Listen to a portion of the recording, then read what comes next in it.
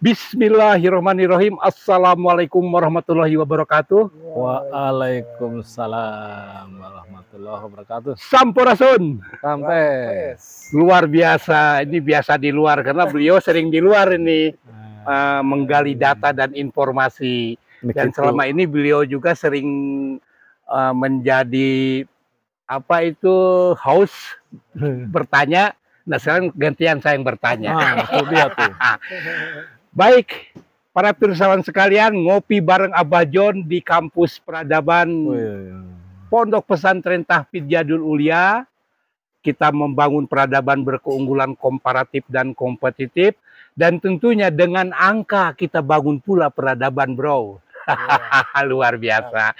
Dengan angka kita bangun peradaban. Loh, kenapa? Karena pada kesempatan ini ada tamu luar biasa di luar. Tadi saya katakan beliau adalah Kepala BPS Kabupaten Garut. Apa itu BPS? Nanti beliau akan memperkenalkan diri dan menjelaskan. Kemudian juga ada dibantu oleh bodyguard, Pak. Ya. Humas. Iya, hanya untuk menyenangkan atasan. Hubungan masyarakat.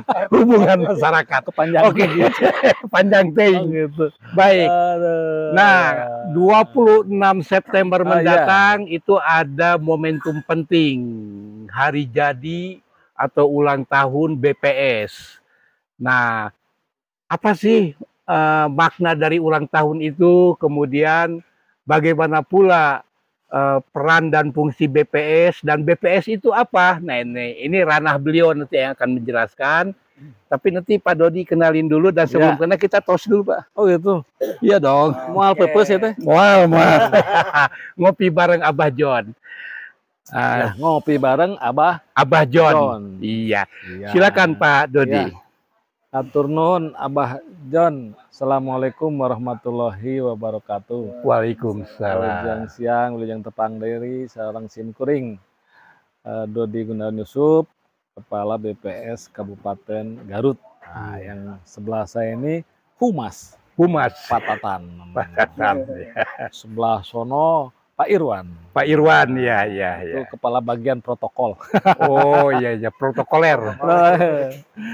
Ya alhamdulillah tiasa tepangnya Pak John, tiasa hadir di sini. Jadi seperti yang kemarin kawan saya sudah kesini ya untuk menjelaskan garis besar kegiatan khususnya sensus pertanian. Nah sekarang di bulan September ini keluarga besar BPS itu punya hajatan namanya Hari Statistik Nasional. Hari Statistik Nasional.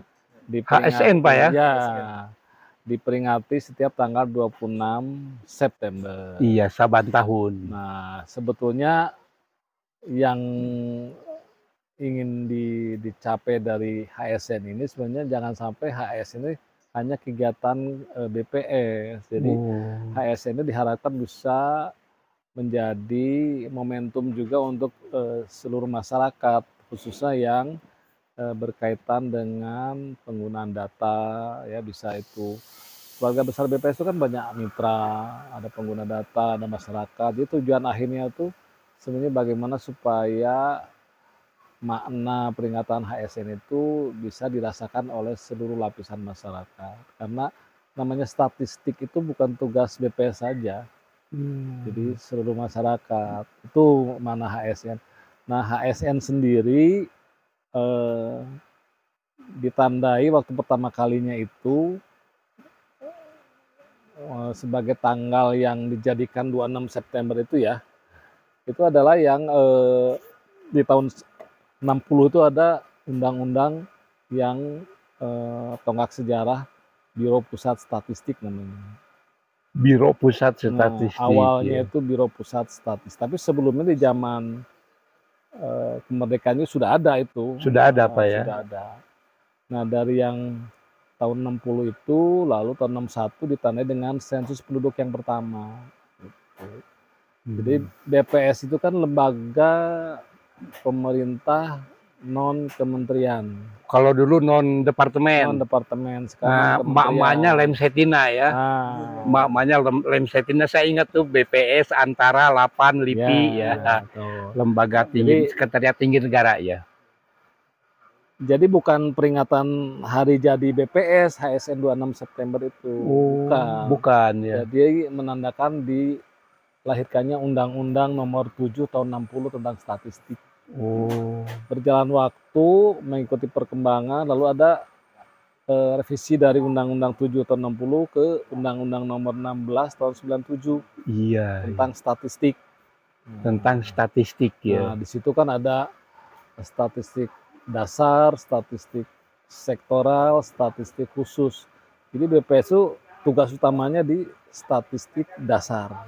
Di statistik dasar. Di dasar itu ada sensus kan. Iya. Sensus penduduk, sensus ekonomi, sensus pertanian. Siklusnya 10 tahun sekali. Sensus penduduk, sensus ekonomi, dan sensus pertanian. Di antara waktu sensus-sensus itu ada survei-surveinya. Oh, ada survei-surveinya. Nah, jadi sensus itu untuk rangka sampelnya. Jadi, seperti itu. Itu kegiatan besar. Nah, seiring waktu sekarang ini kan tuntutan pengguna data itu semakin bervariasi. Iya. Maka dari itu sesuai dengan yang disampaikan Pak Presiden itu kan, kalau data itu kan salah satu kekayaan yang luar biasa sekarang melebihi minyak katanya ya. Data itu ya. Data itu. Iya. Dan tentu tidak mungkin semua diselesaikan oleh kami BPS. Maka dari itu ada muncul PP 39 nomor 2019 tentang satu data. Satu pintu ya. Satu data mengamanatkan itu. Sekarang yang sudah berjalan kan satu data kependudukan, nanti satu data pertanian, satu data ekonomi, dan seterusnya. Berkembang waktu. Nah, BPS ini kan instansi vertikal. Vertikal ya. Jadi instansi vertikal, segala sesuatunya konsep, definisi, SOP, pedoman mengacu ke pusat semua. Iya. Jadi yang menghitung-hitung terakhir itu mulai dari indikator misalnya kemiskinan, ketenaga kerjaan, transportasi, pariwisata, semua. PDRB ya Pak ya? PDRB itu kita mengacu ke pedoman yang sama di seluruh Indonesia. Itu kira-kira ya tentang HSN. Nah, sekarang itu yang ke depan terutama itu harapannya seperti yang saya sampaikan di awal, Hari Statistik Nasional itu bukan harinya orang BPS gitu loh, harusnya menjadi hari milik semua masyarakat Indonesia. Caranya bagaimana supaya mengarah ke sana? Ya, mensosialisasikan itu. Iya. Termasuk pada segmen sekarang ya. Terima kasih ya sudah diberi kesempatan. Nah, yang bisa kami lakukan misalnya seperti sekarang, atau menginformasikan melalui website. Baik itu website BPS pusat, provinsi, kabupaten, kota. Oh, di website. Di website itu sebenarnya ada. Memang garis besarnya ke sana. Nah, yang kedepannya itu yang menyesuaikan dengan tantangan zaman ya Pak ya. Iya. Kan yang ditunggu orang tuh data yang berkualitas gitu. Iya, data yang berkualitas ya, atau statistik berkualitas untuk Indonesia maju. Betul. Iya. Itu kan ada dua komponen yang paling berpengaruh di dalam pengumpulan data. Itu pertama petugasnya, kedua respondennya kan. Oh, petugas termasuk SDM-nya, SDM dan respondennya. Nanti SDM-nya kita latih, ya, supaya paham bagaimana cara pengumpulan datanya. Iya. Respondennya kita berikan pemahaman supaya bisa memberikan jawaban yang jujur apa adanya. Bukan dilatih, bukannya. Bukan responden. Bukan nah Pak, sebelum saya ke Pak Tatan, saya nanya dulu satu lagi nih ke Bapak, kita dialog. Ya. Data-data itu manfaatnya untuk apa sih Pak? Ya. Nah, yang apa bisa diagunkan ke bank gitu?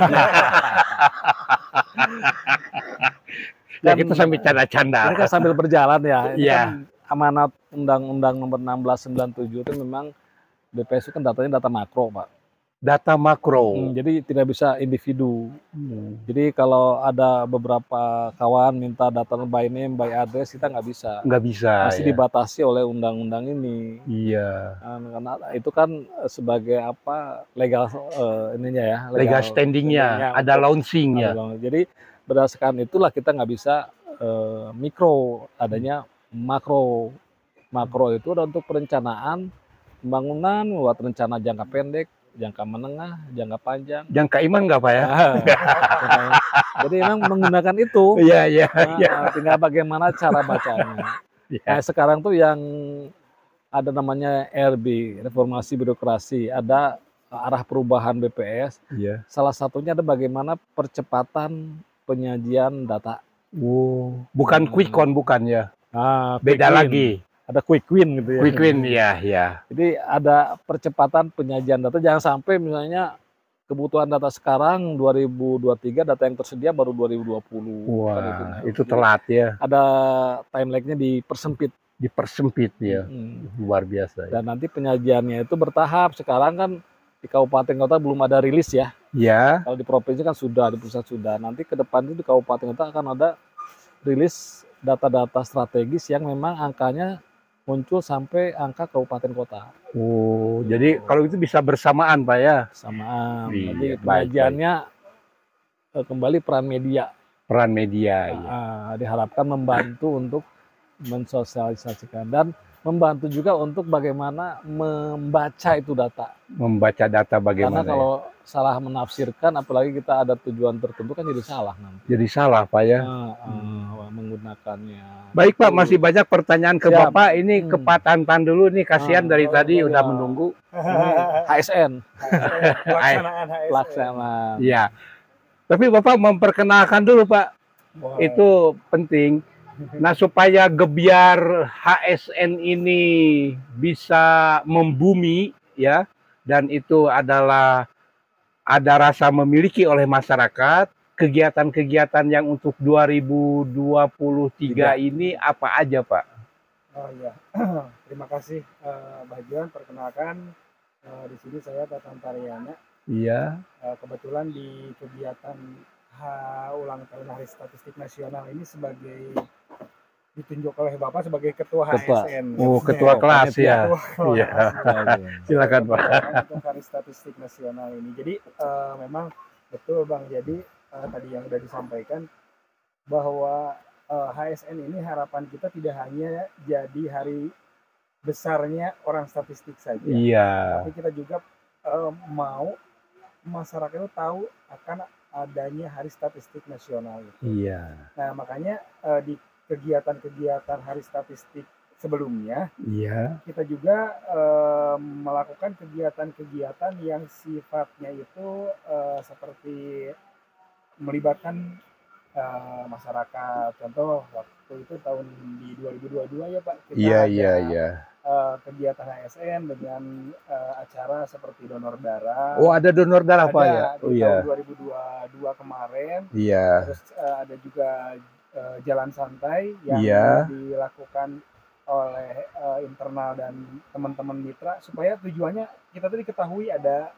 kegiatan seperti itu. Ada geliat ya. Ada geliatnya, termasuk mungkin bagi teman-teman internalnya sendiri seperti yang Abah John tahu, kita juga memeriahkan dengan berbagai jenis kegiatan. Iya. Ada pingpong ya. Olahraga dan lain-lain. Nah, tapi enggak golap, kenapa enggak gitu Pak? Nah, nanti mau latihan dulu kayaknya. Mau latihan dulu ya. Mau jahit sih. Nah, selain itu Bang, di kegiatan kita untuk lebih memperkenalkan mengenai HSN ini, 2022 pun kita pernah melakukan pembinaan statistik sektoral ya Pak. Yang diikuti oleh instansi-instansi dan masyarakat luas yang dilaksanakan waktu ini masih secara Zoom meeting ya Pak. Karena kondisinya belum mendukung untuk seperti sekarang, mungkin gitu Bang. Tapi kan masih lama kan 26 September ya, masih ada jeda waktu. Betul. Mungkin ada kegiatan yang menyentuh kearifan lokal, kayak mungkin keulinan budak, dilombakan sapintrong, galah, terus apa itu serodot gaplok ya. Nah itu kira-kira gimana Pak, yang ada kearifan lokal ya? Nah mungkin ini Bang, untuk sementara kita masih untuk kegiatan-kegiatan itu masih jadi wacana untuk kegiatan HSN ke depan.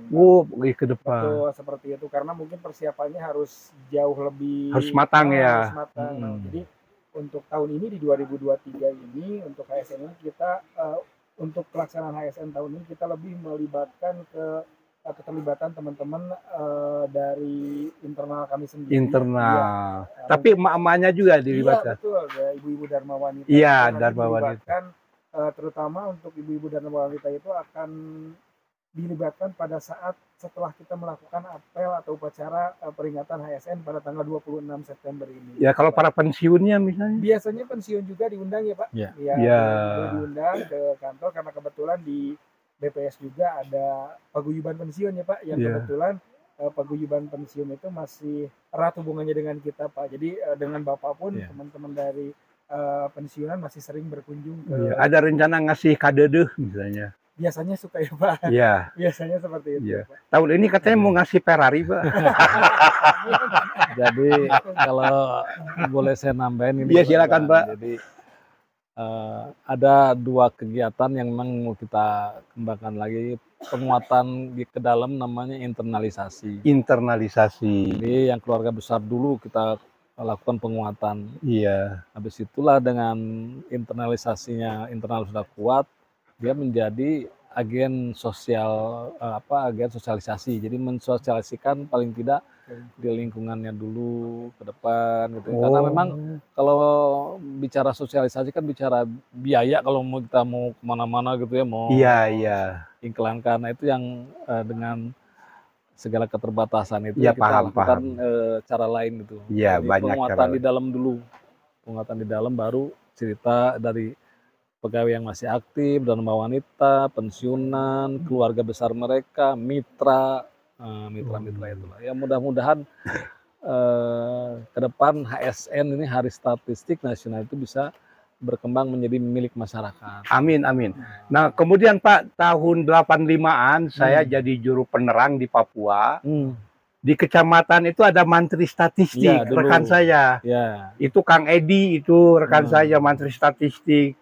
Pakai motor Suzuki itu ya, Suzuki Engkel. Masih ingat, plat merah. Platnya udah kemana aja dan sampai kena. Kemudian di provinsi ada kawan saya Pak Usep. Kemudian motornya masih ada. Pak Usep tuh kena orang Garut itu. Pak Usep ada yang orang Garut, ada yang orang Kuningan. Oh gitu. Udah pensiun kali ya? Udah pensiun. Itu teman saya waktu masih bareng-bareng sekolah.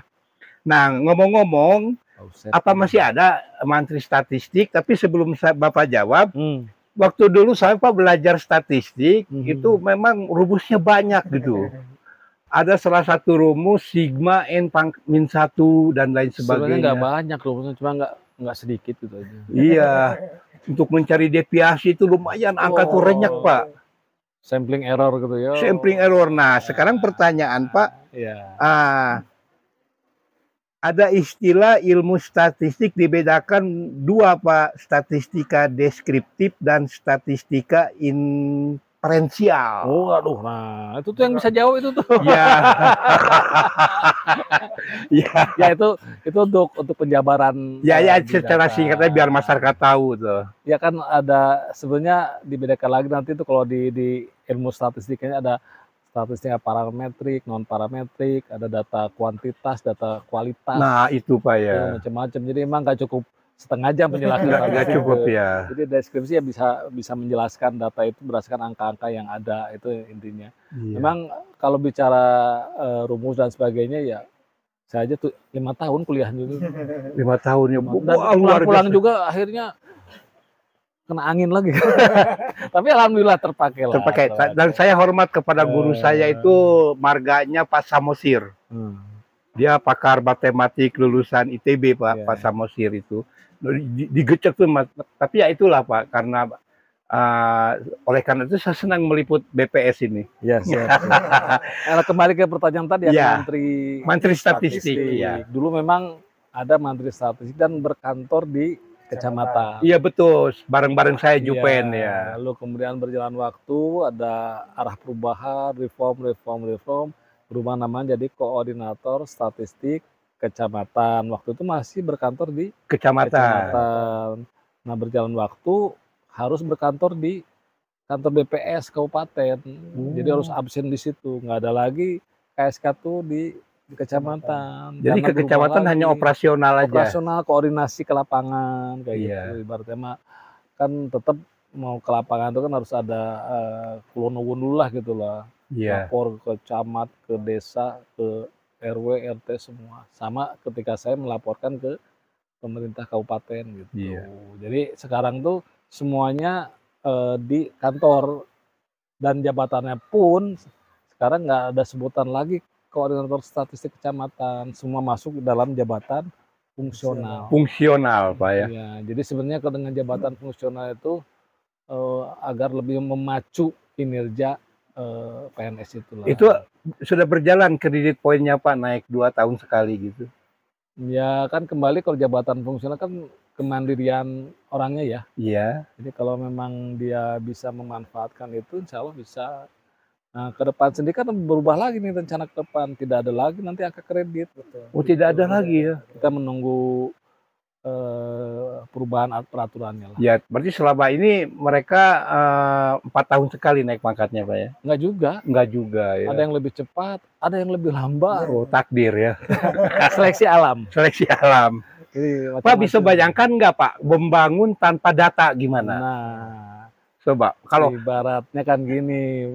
Tapi kan untuk mendapatkan data itu mahal ya Pak ya. Tapi kalau membangun tanpa data apa lebih murah, lebih mahal gitu? Membangun tanpa data ya pasti lebih murah, tapi kekuatannya itu nggak ada sebenarnya. Contohnya gini aja, seperti yang kemarin pelatihan petugas saya sampaikan ke teman-teman petugas. Ibarat membangun itu kan ibarat bikin pondasi. Iya. Pondasi itu kan harus kuat, harus bagus supaya bangunan yang akan didirikan itu juga kuat. Nah, kalau saya ibaratkan bangunan itu adalah datanya sendiri, data yang berkualitas, dimulai dari pondasinya. Pondasinya supaya kuat bagaimana ya? Kembali tadi petugas itu harus yang berkualitas juga. Dimulai dari awal itu dari pelatihan petugas. Kalau dia punya kemampuan yang baik, punya disiplin yang baik, insya Allah datanya juga bagus. Itu data bagus, merencanakan pembangunan, betul. Yang sering jadi berita itu kan secara nasional nih Bang ya. Misalnya kemarin ada rancangan APBN untuk kegiatan BPS tahun depan. Itu kan ada Komisi 11 DPR. Iya betul. Itu kan ada asumsi dasar ekonomi makro tuh kalau Bapak Presiden kemarin di pidato kenegaraan. Itu kan banyak angka-angkanya yang memang sumbernya dari BPS. Pelaksanaan sendiri ya memang pada akhirnya digunakan oleh semua orang. Kan ada inflasi, ada nilai tukar petani, ada PDRB, apalagi dalam DAU ada indeks kemahalan konstruksi, ada variabel-variabel lain yang ketenaga kerjaan. Itu asumsi dasar ekonomi makro, pertumbuhan ekonomi. LPE ya. Tuh, yang paling sering orang melihat kan pertumbuhan ekonomi, kemiskinan, ketenaga kerjaan, lagi ya inflasi, IPM juga Pak ya. IPM, nah itu salah satu produk yang data strategisnya lah gitu loh. Tapi kemarin banyak yang mengeluh protes rumus untuk IPM itu jadi akar pangkat 3 Pak. Jadi daya beli, harapan hidup, pendidikan, akar pangkat 3 itu penjumlahan dari akar pangkat 3 ya. Dari semula akar pangkat 2 gitu. Enggak juga, enggak gitu. Enggak juga ya. Gitu. Ya itu tadi bagaimana kita cara memahami metodologinya itu. Metodologi ya. Ada di web itu semua ada. Oh ada Pak ya. Ada, jadi cara menghitung konsepnya yang dipakai gitu ya. Iya. Memang kita BPS ini kan selalu ada perubahan metodologi menyesuaikan dengan kondisi zaman gitu kan. Oh iya. Termasuk juga cara pengumpulan datanya. Jadi kalau kami di daerah ini tugasnya itu sebagian besar adalah ke lapangan kan. Ke lapangan ya. Jadi kalau bicara ke lapangan tugasnya daerah itu jelas. Tugasnya kabupaten kota hampir 90% itu tugasnya adalah di lapangan. Di lapangan ya. Nah, terkait bagaimana kualitas data itu ya penguatan di lapangan itu. Termasuk di dalamnya bagaimana sekarang itu kan BPS sedang mengarah kepada perubahan cara pengumpulan data yang lebih mendekatkan kepada penggunaan TI. Teknologi informasi. Jadi yang penggunaan kertas itu akan semakin berkurang gitu. Kalau sekarang tuh PEPI masih digunakan di sensus pertanian karena kita di tempat kita ini di Kabupaten Garut belum sepenuhnya itu sinyal itu misalnya bagus. Kalau di ibu kota provinsi sudah menggunakan KEPI itu menggunakan perangkat handphone. Kalau yang kemarin terakhir di SP 2020 juga online pernah menggunakan. Iya. Tuh. Ke depan mengarah ke sana. Amin, amin. Nah ini Pak, Bapak bisa nggak mengambil sebuah intisari dari makna statistik berkualitas untuk Indonesia maju? Nah berarti apakah ini maknanya yang lebih dalam bagaimana atau selama ini nggak berkualitas begitu? Ya ini sambil bercanda. Statistik berkualitas untuk Indonesia maju, bro. Ya, nah itu maknanya gimana, Pak? Ya, ya. Jadi kata-kata yang tadi berkualitas itu kan dimensinya luas kan? Ya? Dimensinya luas ya. Tapi secara gampangnya data itu yang paling mudah dicerna itu aja, paling mudah dipahami. Jadi jangan sampai gini, jangan sampai BPS itu kami gitu ya, menyajikan data tapi orang nggak ngerti. Nah itu yang nggak boleh. Sekarang harus bagaimana malah kalau itu insight, bisa memberikan insight, itu bisa memberikan rekomendasi dengan data yang ada. Ini rekomendasinya seperti ini, seperti ini. Jadi tidak kaku bahwasanya misalnya angka tingkat pengangguran terbuka segini aja. Jadi tidak hanya berupa tabel-tabel lagi yang harus disampaikan itu, tapi berupa ulasan, kajian, rekomendasi. Ada insight-nya lah itu kalau orang bilang ke depan. Jadi yang disebut berkualitas itu yang gampang dicerna itu adalah bagaimana itu data mudah dipahami. Kalau begitu masyarakatnya juga harus berkualitas, Pak ya. Nah itu deh kembali ke yang saya jelaskan di awal. Di awal ya. Data berkualitas itu petugas, responden. Petugasnya itu kan dilatih dulu nih sama kami. Iya. Kalau sudah kuat dia ibarat mau perang, udah amunisinya udah tahu kapan harus turun, kapan harus selesai. Nah, dia ke lapangan. Nah ini responden inilah yang harus menjawab jujur apa adanya. Nah bagaimana supaya responden bisa menjawab jujur apa adanya? Kembali ke petugas kan sudah diajarin cara menggalinya itu. Cara menggali. Nah beberapa kelemahan tentu masih ada. Masih ada yang misalnya kita tuh sebut probing, Bang. Probing itu jadi menggali informasi itu harus lebih apa ya? Lebih dalam lagi lah. Itu berarti door to door, Pak ya? Kalau yang door to door, ada yang ke depan. Ada yang juga sampling gitu. Sampling, itu door to door kan sensus ya? Ya. Kalau sampling ya sebagian dari data itu, sebagian dari populasi, ya namanya sampling. Nah Pak, untuk IPM ini untuk naik 1 digit itu susah Pak ya? Susah betul. Susah. 0, sekian gitu. Kenapa susah ya Bapak ya? Ya supaya pemerintah daerah juga tahu gitu. Ya, pemerintah daerah tahu pengennya sih naik 5 digit gitu.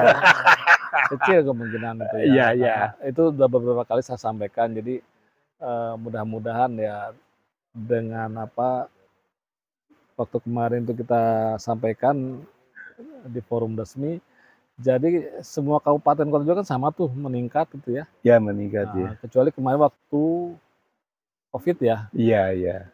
Ada satu indikator yang terkait perekonomian masyarakat, yaitu daya beli, kan banyak yang turun. Daya beli. Tapi kan di satu sisi di sektor pendidikan dan kesehatan naik. Ya memang kita nggak bisa juga naik satu tingkat itu dalam 1 tahun 2 tahun kecil. Nggak bisa Pak ya. Tapi yang selama saya tahu gitu ya, dalam 10 tahun terakhir ini IPM Garut sebenarnya progres pertumbuhannya setiap tahun termasuk paling tinggi di Jabar itu. Paling tinggi ya. Cuma memang berangkatnya kan di bawah kan. Dari bawah. Sekarang ke 25 kan. Sebelumnya mah di bawah lagi kan. Jadi naik 1 tingkat aja butuh 5 tahun lebih. Iya. Malah kalau menurut simulasi yang pernah kami sampaikan waktu di Pemda itu butuh 9 tahun itu kita untuk naik 1 tingkat. Tapi kalau kita lihat angka yang sekarang angka yang terakhir 2022 dan sebentar lagi 2023, selisih dengan kabupaten yang di atas Garut itu tinggal sedikit. Oh, tapi kita masih ada di urutan ke-25 dari 27 ya. 27. Juara kedua dari bawah ya Pak? Katilu lah. Kalau Katilu ya siap. Makanya memaknakannya itu jangan berdasarkan ranking. Oh jangan.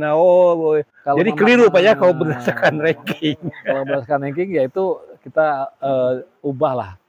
Berdasarkan progres tiap tahunnya itu pertumbuhannya. Oh siapa? Nanti kalau saya bikin berita berdasarkan progres aja ya? Iya, kalau berdasarkan ranking ada tetapnya segitu-gitu wae. Oh iya betul. Tinggal yang saya bilang tadi dengan saya nggak nyebut Kabupaten Daras Garut, tapi udah tahu semua orang Kabupaten Sukabumi gitu. Selisihnya tinggal dikit sekarang, tinggal 0,3. Nah, kalau angka yang ini kan itu indikator itu kan diperoleh dari hasil di lapangan. Hasil di lapangan. Namanya dari Susenas. Namanya juga bisa dari pertumbuhan ekonomi, itu ada semua. Memang harus kita akui dari sisi pendapatan per kapita kebetulan untuk Kabupaten Garut ada di bawah. Gitu. Berapa itu nilai RI-nya, Pak? Sebelumnya itu waktu Covid sempat turun ke di bawah 8 juta kan? Iya, sekarang udah 9 jutaan. Ya mudah-mudahan ke depan semakin semakin bagus gitu kan intinya. Tinggal bagaimana kan kita harus tahu bahwa di Garut itu kan sektor pertanian kan yang dominan ya. Tinggal bagaimana yang di pertanian itu dikuatkan. Gitu. Seperti rata lama-lama sekolah kita Pak masih di bawah lulusan SMP rata-rata lama sekolah. Katanya kalau angkanya ingin bagus yang usia 50 tahun ke atas dimusnahkan. ini canda ini canda supaya kita nggak ngantuk. Tapi nggak sejauh itu ya.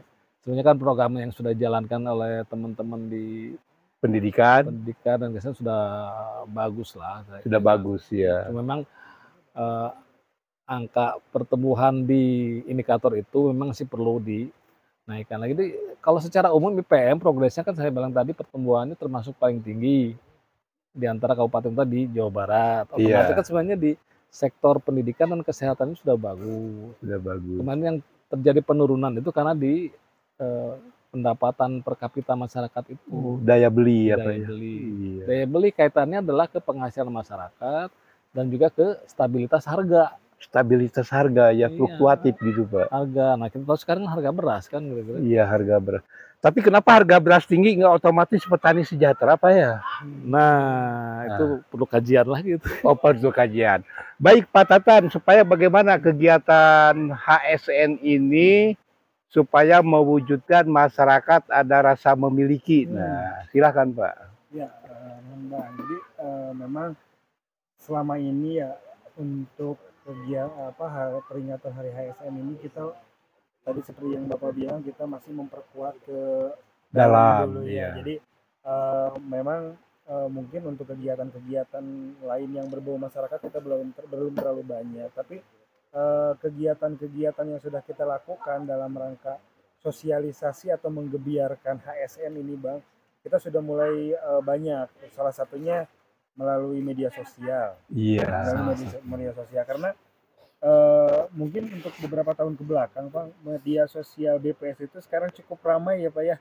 Baik apalagi yang media sosial seperti Instagram itu kan teman-teman generasi milenial lebih meleknya di sana ya Bang. Iya. Ya, jadi ketika kita meng-up-kan mengenai informasi mengenai HSN itu mereka kan bertanya-tanya acara apa, banyak yang tidak tahu akhirnya jadi tahu ada kegiatan, ada hari spesialnya di statistik gitu Bang ya, Hari Statistik Nasional. Ya mungkin untuk kedepannya tentu kita juga akan merancang kegiatan-kegiatan yang banyak melibatkan masyarakat gitu Bang, untuk supaya HSN ini atau BPS ini lebih dikenal juga oleh masyarakat. Salah satunya ya tadi mungkin kegiatan-kegiatan yang berbau seperti tadi Bang, ada donor darah untuk masyarakat dan lain-lain. Mungkin itu akan jadi PR kita ke depannya supaya kegiatan atau BPS ini semakin gebiar ketika kita melakukan kegiatan HSN ini. Mungkin itu Bang.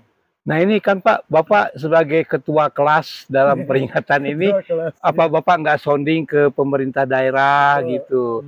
Antara lain tadi donor darah itu komando PMI-nya itu Pak Wakil. Nah sambil donor darah ke Pak Wakil, Pak Wakil bagaimana kita gebiar bareng-bareng gerak jalan santai misalnya. Terus apanya itu hadiahnya itu mobil kah, kereta api kah gitu. Nah, kira-kira apa Pak pernah gitu?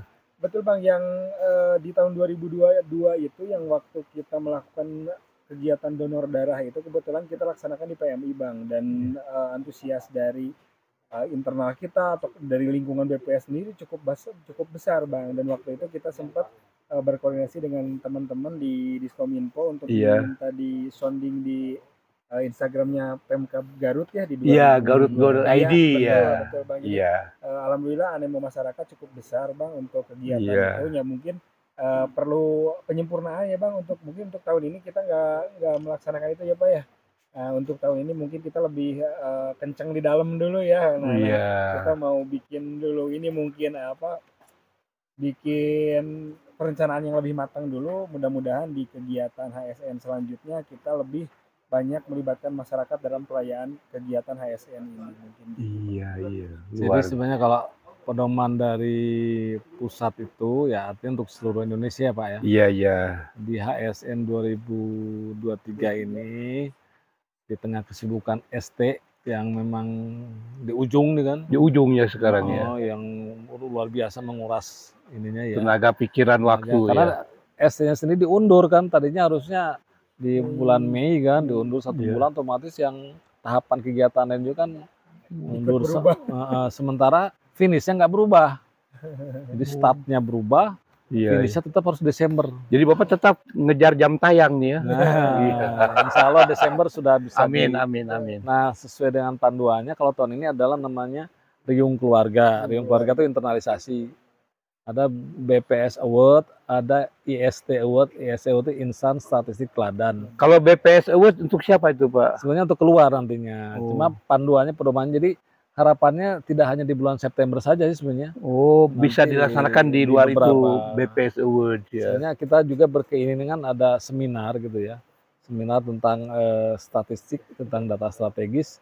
Yang mudah-mudahan nanti dipadukan dengan rilis data strategis yang di bulan November. Itu kan ada angka kemiskinan, ada IPM, ada lagi angka ketenaga kerjaan. Jadi kita berharap di situ salah satu bagiannya gitulah, menyampaikan informasi, tapi tidak hanya berupa tabel gitu loh. Kalau berupa tabel kan ya tentu orang akan lebih nyaman kalau bisa juga nerima dengan penjelasannya kan, dengan uraiannya. Kalau tata caranya, bagaimana pengumpulan data itu semua ada di web yang kita punya, baik di kabupaten, di provinsi maupun di pusat. Ada itu. Dan angka-angka yang strategi yang saya sampaikan tadi itu di awal November baru bisa muncul. Terus ada pertanyaan dari masyarakat, apa itu statistik dan statistika? Waduh, kalau statistik kan informasi data ya. Kalau statistika ilmunya. Ilmunya. Kalau orang bilang dulu waktu zaman saya kuliah itu katanya matematika plus. Kok pakai matematika plus Pak ya? Matematika tos riet, sedang kamu statistika tambah riet.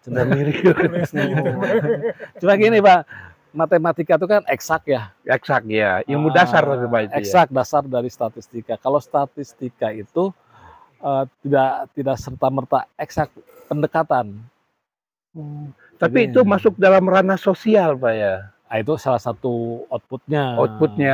Kan kalau statistik itu kan macam-macam, ada sosial, ada ekonomi, macam-macam. Nggak hanya sosial, cuma orang lebih mengenalnya tuh karena angkanya sensi, angka pengangguran, kemiskinan, jadi sosial kemasyarakatan lah, berkaitan dengan bantuan sosial dan seterusnya.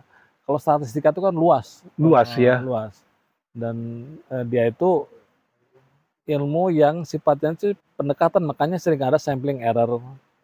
Kan orang tahu di titik waktu misalnya jumlah penduduk Kabupaten Garut berdasarkan hasil SP 2020, berarti kan kondisi di bulan September 2020 ya 2,6 juta misalnya. Iya. Berapa jumlah penduduk sekarang? Kita kan belum tahu kan. Karena proyeksi itu forecasting lah. Salah satu cabang dari statistika. Begitu ya. Statistika itu ilmunya. Oke, tapi ada juga yang mengatakan rekan-rekan di psikologi, kalau mau belajar psikologi harus tahu statistik, katanya harus menguasai. Nah itu apa hubungannya statistik dengan psikologi ya? Itu statistika itu ada di setiap kegiatan ilmu pengetahuan, ada ya. Selalu dipakai. Kalau di kedokteran yang satu ya ada statistika genetik misalnya gitu loh. Iya struktur genetika ya. Itu juga belajarnya lumayan Pak. Saya masuk kelas itu keluar tuh bingung gitu. Lu ngapain lagi penguatan gitu, karena nggak cukup waktunya 1 semester itu. Nggak cukup ya, ada penguatan. Ada penguatan ya, belajar lah. Iya. Statistik genetik, statistik psikologi juga ada. Iya. Itu kalau psikologi itu kan lebih kepada data, bukan data angka sih. Dia tuh kayak apa ya? Lebih mengarah ke misalnya persepsi berdasarkan uraian yang data data kualitatif. Oh, data kualitatif. Ada data kuantitatif, ada data kualitatif. Ya, ada statistika utang piutang juga, Pak ya. Bapak Jadi, mau menambahkan? Sebenarnya kalau menurut saya bukan berarti karena saya dulunya dari statistika gitu. Ya.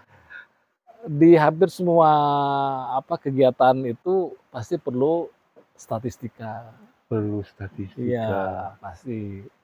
Sampai urusan gudang pun gitu ya, ada namanya inventory control dulu. Iya. Saya dapat pelajaran itu. Jadi urusan gudang aja pakai.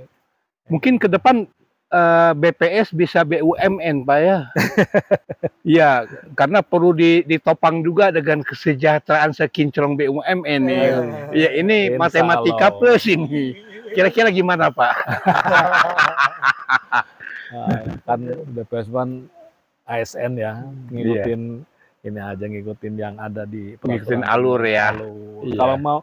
Kalau mau sejahtera bener ya lebih baik bisnis gitu. Lebih baik bisnis ya. Iya. Tapi kan udah talenta, udah takdir, Pak ya.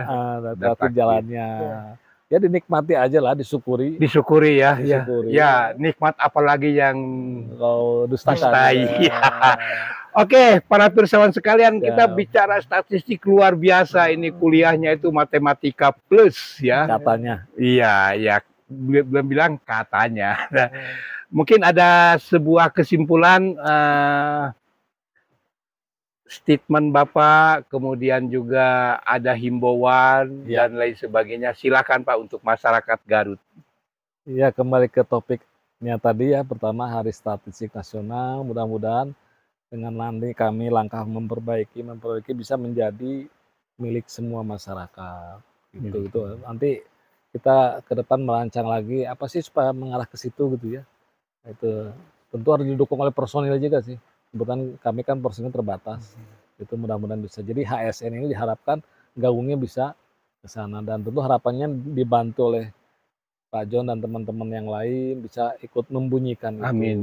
Itu pertama tentang HSN. Yang kedua, BPS ini kan sekali lagi tidak semua data itu ada di kami gitu loh. Tidak semua ya. Karena data itu ada data primer, data sekunder. Iya betul. Seperti ini data HIV/AIDS. Laki seklaki mendominasi terinfeksi HIV/AIDS di Garut. Di BPS nggak ada nih Pak ya. Data sekunder namanya itu. Ini sekunder Pak ya. Kalau BPS kebutuhan mengembangkan data ke lembaga yang kesehatan, yang namanya data sekunder. Nah, yang bisa kami himbau juga selanjutnya adalah bagaimana kita meningkatkan sadar statistik. Nah, itu gimana sadar statistik, Pak? Ya, ada kepedulian gitu loh. Kepedulian terhadap statistik di semua elemen masyarakat. Misalnya masyarakat gimana merespon kegiatan itu dengan memberikan jawaban yang baik, yang benar, dan sesegera mungkin gitu kan. Responden BPS ada rumah tangga, ada usaha, ada perusahaan. Itu tingkat kesulitannya berbeda gitu. Jadi sadar statistik. Jadi kalau bicara persen, setiap survei ya mencapai 90% sesuai jadwal itu udah luar biasa ya. Sudah luar biasa Pak ya. Jadi kita masih perlu berjuang untuk mengumpulkan yang sisanya itu. Ya. Tapi mudah-mudahan tadi dengan digital Pak terbantu ya. Terbantu, insya Allah ke depan dengan. Tapi ya kan tergantung ini juga kalau digital itu apa? Kuota dan jaringan ya. Jaringan. Makanya kemarin seperti sensus pertanian 2023 saya selalu menyampaikan ke petugas itu, sok 1 bulan tuh beli kuota yang premium lah gitu. Jangan kuota yang ekonomis, kan muter terus loading. Iya, loading betul. Sudah jaringan sesah. Telo telat loading.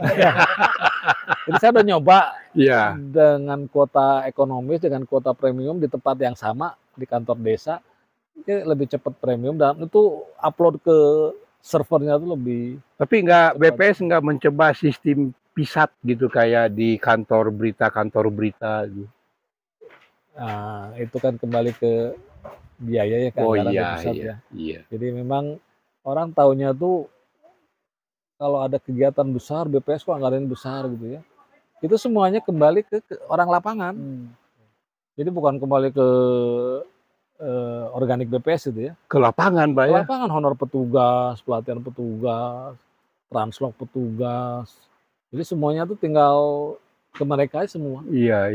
Yang ke kaminya standar kan, kami udah digaji kan. Iya, betul. Nggak bisa lebih dari itu. Ya, plus ya.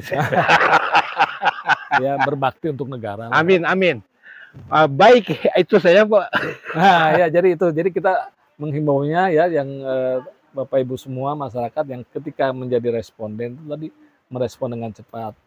Pada akhirnya kan kalau responnya cepat, petugas juga bagus, datanya berkualitas, data berkualitas yang dituju akan dihasilkan itu, sehingga sadar statistik itu lebih meningkat gitu. Iya, baik.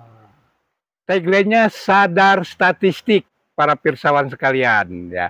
Kalau ingin pembangunan berkualitas dibutuhkan data yang berkualitas. Kalau data yang berkualitas diperlukan kita semua sadar statistik. Mudah-mudahan ini bermanfaat, tapi tidak bermaksud menggurui, karena di antara pirsawan juga banyak pakar-pakar statistik ini, terutama dari IPB itu banyak, Pak. Ya kan, guru besarnya dari IPB itu. Di BPS di statistik ada namanya Forum Masyarakat Statistik. Oh ya, Forum Masyarakat itu Statistik. Yang memberi masukan ke BPS. Ya, di Garut belum ada, Pak ya? Nah, itu di pusat itu sampai provinsi masih ada. Tapi kalau di tingkat 2 ya perlu penguatan dengan cara lain. Iya. Karena FMS-nya nanti ngumpulnya di pusat itu. Ya, nanti kita bikin forum statistik ya, Pak ya. Komunitas ya, itu lege gitu, betul. Orang-orang matematis semua. Baik, sementara waktu kita sekian dulu ya. Ngopi bareng Abah John di Kampus Peradaban Ponpes Tahfidz Djadul Ulia, dan dengan data yang akurat, data yang berkualitas, kita juga bangun peradaban yang kompetitif dan komparatif. Saya Abah John, rehat dulu ya, bro ya. Wassalamualaikum warahmatullahi wabarakatuh. Selamat berprestasi.